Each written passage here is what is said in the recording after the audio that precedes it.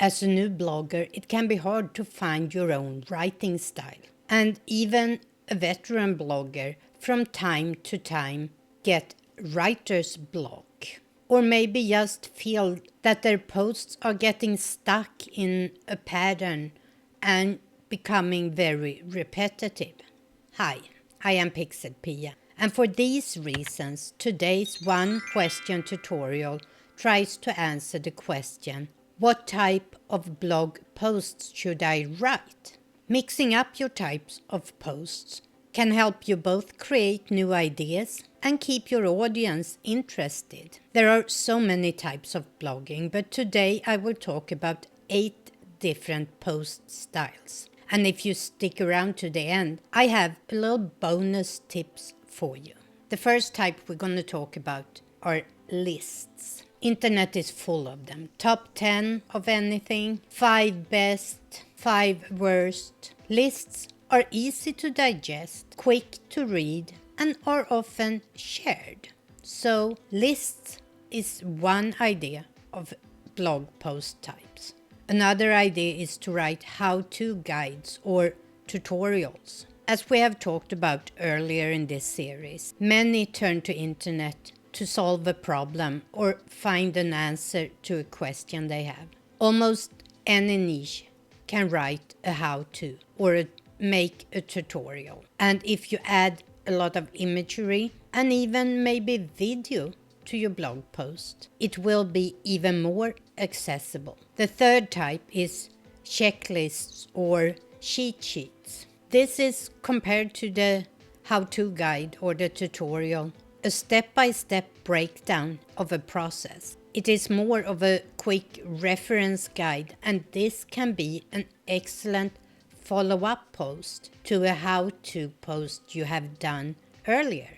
Then we have interviews. The easiest way to perform an interview is to send your interviewee the questions in an email. Have them reply to the questions and send that back to you for you to do a quick edit and formatting and put it up on your blog. But make sure that you have some kind of contract or agreement written down that gives you the right to edit and to publish the answers. Another type is newsworthy articles. If something important is happening within your niche, you need to be quick to write about it. This can be anything from trends within your niche to actual news. And the importance of this is that it will show your audience that you are on top of your niche. Another form of blog post is personal stories. Storytelling is an art, but it has as an advantage that it creates a strong connection between you and your readers. Just make sure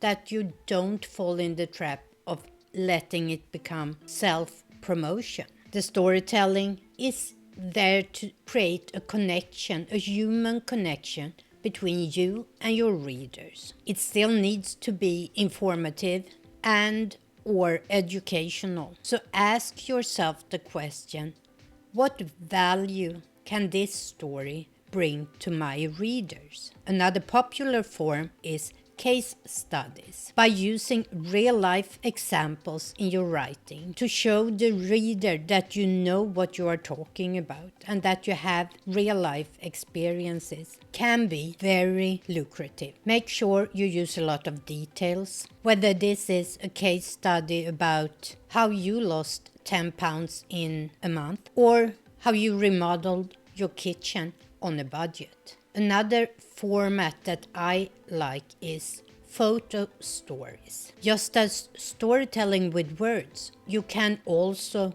tell a story using mainly images. Let your photos be the main content in your post, with just minimal text to support the photos. You can use a photo story both for a tutorial and for a personal story. And now to the bonus, which is guest blogging. To have someone else write a guest blog on your blog can have many benefits. It can connect your blog with a new audience. It can give your audience a different perspective on your topic, and it can save you some writing time. But there are also benefits for your guest writer. They get increased exposure, it gives them added credibility and a growing reach. So having guests writing on your blog, or you yourself being a guest writer on someone else's blog, is a great way to grow and expand